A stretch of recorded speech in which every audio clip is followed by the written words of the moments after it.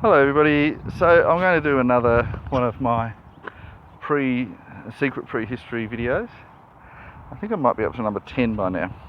And in this one I'm going to be talking about Atlantis. So, a lot of people have heard the story of Atlantis, which is that there was this mysterious, amazing city that controlled much of Europe, maybe bits of Africa as well, or Northern Africa, and then suddenly they fell into the sea. Now, if you know a little bit more about them, you'd also know that Greece handily defeated them. Good old Greece. And they have things like the Atlas Mountains, the north of them, and it was a ringed thing, and so forth. So a lot of people worry about this because Plato, well, he was a historian, but then he also tended to make Greece look good. And the problem with this story is the idea that Greece was able to defeat so easily this amazing power, when Greece at the time of the story was not very strong. And that's the problem. That's the big problem with the story. I know there's other things people will talk about, but that's the bit that says that bit, at least that bit, is a lie. Greece couldn't have defeated something that was as strong as that. So either they were not that strong, or else Greece couldn't actually defeat them, and maybe someone else defeated them, or Greece defeated someone else. So then we have the rings. Now the rings have actually been found. They're in Mauritania, which is actually where the story of Atlantis, it says it's in Mauritania.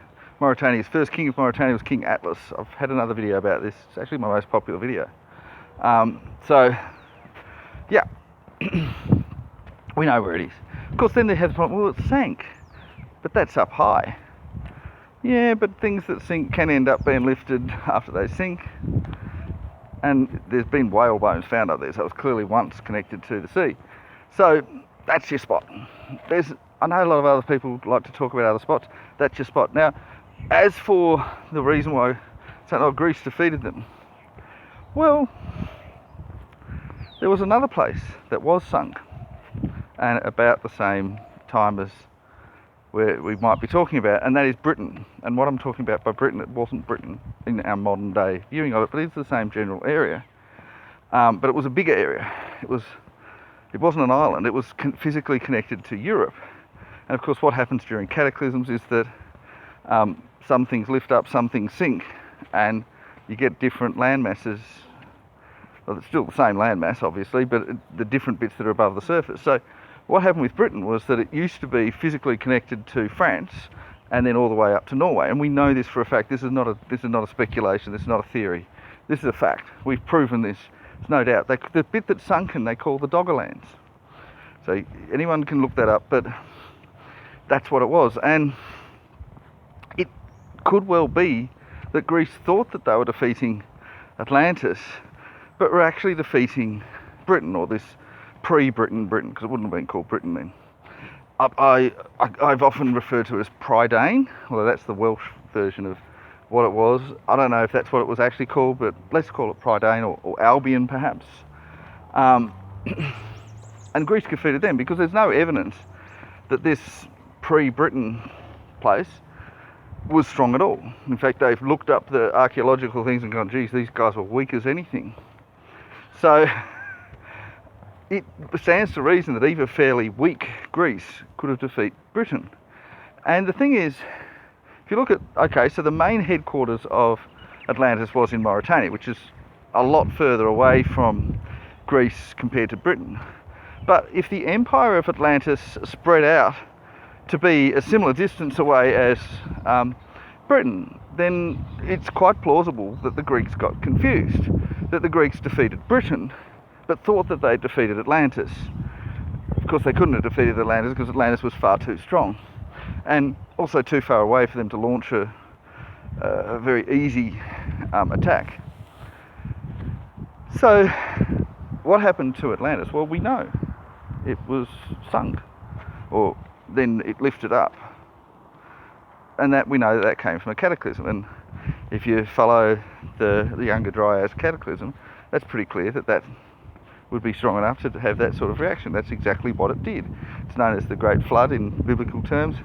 May not have even been just one great flood, it may have been several great floods, because of course we have a cataclysm every 15 to 25,000 years, round about, sometimes a bit more than 25,000 years, but round about that's what the range is. And it's a shift in Earth's polarity, and it leads to massive continental shifts, and 99% of the population dies, not just humans but animals and plants as well, and 75% of species. So this happened every 15 to 25,000 years. It resets technology. So they've actually done some sort of surveys, not a full archaeological dig, they haven't done one, but they've done brief surveys of the site of the Rich Hat structure, which right inside at least, and I don't think there's any doubt that that's Atlantis. So they've done these surveys, and they said, well, there was a culture there from 128,000 years ago until about 12,000 years ago, which lines up pretty nicely with this Great Flood. So it's a pretty long civilization, to be honest. 128,000 to a 12,000. That's 116,000 years. That's surviving multiple cataclysms. And yeah, it's pretty much obvious that this would have been, after that length of time, and in the position that they were, North Africa, on the west coast, not too far away from Spain, and could sneak up on Europe, and it could well easily be a quite formidable empire. And of course it ended up being controlled by the Maori, so that's the Moors, also known as the Berbers. That's why it's called Mauritania, Moors, who ended up controlling most of Europe for, I think, about 500 years in the Middle Ages and that sort of area. I know we don't like to talk about that, but in the Middle Ages there was quite a bit of African people who were fighting against Romans and defeating them in a lot of cases. And they in fact invented the word slave, so it's from Slavic people. The Moors captured so many Slavic people that the word slave was named after them. They had slaves before that, so they didn't invent slaves, but they named them after the Slavic people. So yeah. I think it's pretty obvious. But what were the Atlanteans? What were they all about? Well, again, tying this up with the other bits from other videos, is that we could say quite clearly that they were a part of the medieval period, or the Middle Ages, which was actually probably quite a lot longer than what modern historians suggest. And I've suggested it could have been 100,000 or 150,000 years old. So that says that Atlantis was settled partway through that, so not at the start. And indeed, I've even wondered if Atlantis could have started off as a Neanderthal civilization, maybe one of their hideouts after they lost some fights and so forth, or maybe just they set it up and the Shinar, the Homo sapiens, didn't know about it, and then they built up in power and all that sort of thing, because the level of technology they have doesn't seem really human. It doesn't seem Homo sapien, but it could have been Neanderthals, because we sort of downplay how strong the Neanderthals were, but we know they had to have been very strong, very powerful, very clever. Not physically strong, they were quite small. We would have been calling them probably goblins and orcs. So essentially the city of Atlantis and the Atlantean Empire was, to use the medieval term, a goblin or orcish post. It was a stronghold for them. And so people that we would have called at the time goblins and orcs, most likely, we would have been sieging their castles, and that was Atlantis. Now, at what point did they extend beyond that to start conquering things? And that would have probably been a bit of an alliance between the Neanderthals and some Homo sapiens who sided with them. And that's probably what you were talking about. Now, of course, then as we moved beyond the medieval period, they started to have other names for it, and so they started to call it Atlantis and all that. But I think this was probably held by the orcs. Now, well, the Neanderthals. So sometimes I call the Neanderthals orcs. Of course, today we know that we probably call them Adamu, which is probably where we get the term Adam from Adam and Eve. That was the species, and then we adopted that for ourselves, even though we're not actually Adamu, or we might have a small amount of Adamu DNA, but we're not, essentially not, we're not sons of Adam at all. We killed the sons of Adam. Sons of Adam were the Neanderthals. They're extinct. We killed them all. And so, yeah, I really do think that it would be along those lines. That this Atlantis place was one of the strongholds of the Neanderthal people, who we would have referred to at the time as either orcs or goblins, or probably both, depending on their purpose, and we maybe had some other derogatory names for them. Another thing to note is that this probably wasn't their only stronghold. I can go over this in another video, but essentially it seems as if they started off in what is now India.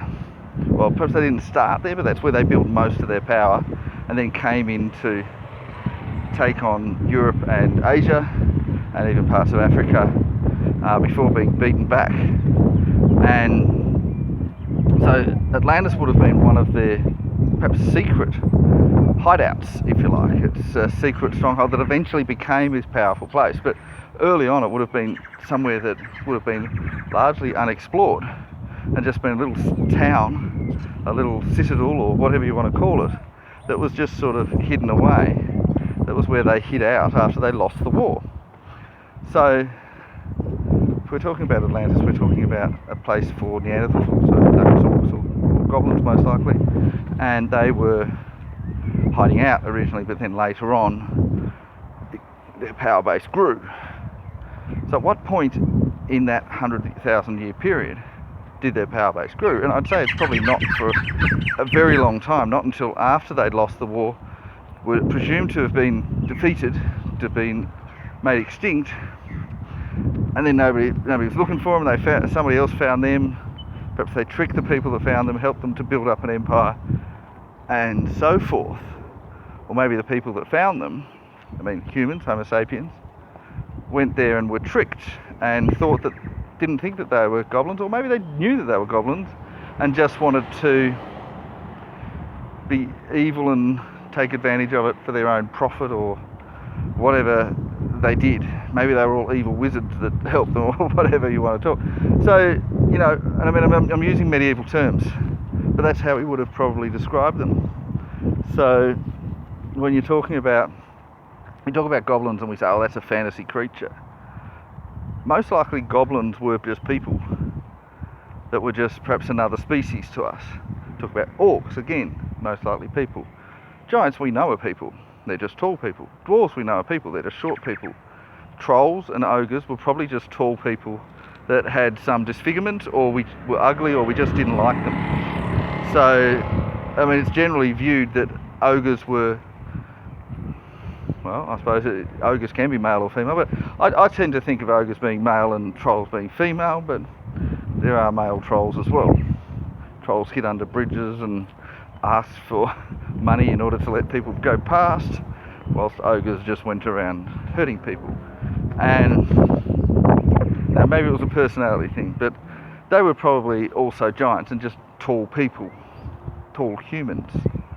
A lot of people call other people ogres or trolls to this day. It's an insult if you're a particularly revolting person or someone that people don't like. And I imagine that that's what they were. And giants, of course, weren't always viewed negatively. They were somewhat neutral, sometimes positive, sometimes negative, same as dwarves. So I think goblins and orcs, of course, but they're not. They weren't. But then they probably were humans. They don't seem to be, they're certainly described as humanoid. And, we haven't really worked out too clearly how Neanderthals looked. And they could easily have been the basis for the description of goblins and orcs. And on that we already discovered, somebody else worked it out, that what we call unicorns were real, but they were rhinoceroses. They were one-horned rhinoceroses, which we actually call unicorns. And in fact, the actual early descriptions of them more closely match rhinoceroses than unicorns. They just had one-horned rhinoceroses, two-horned, three-horned. And the one-horned ones were unicorns. In fact, today we often refer to them as duocorn and tricorn rhinoceroses. So in the same way that we now know, though some people still dispute it, but we now know that unicorns were real. I think in the same breath we can quite clearly say that goblins and orcs were real as well, but that they were Neanderthals.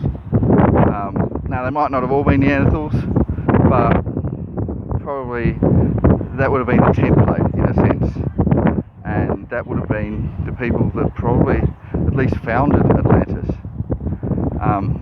because it was a time period when certainly Neanderthals were around and when they were interacting with Homo sapiens, and would have had a reason to build something like that. Because I said on my other video that how the pyramids were made, I did forget to mention that there is actually a theory that the pyramids and the area of the Giza Plateau was another outpost for the Neanderthals, and that the pyramids were created by Neanderthals as a second place for them to hide out, an outpost.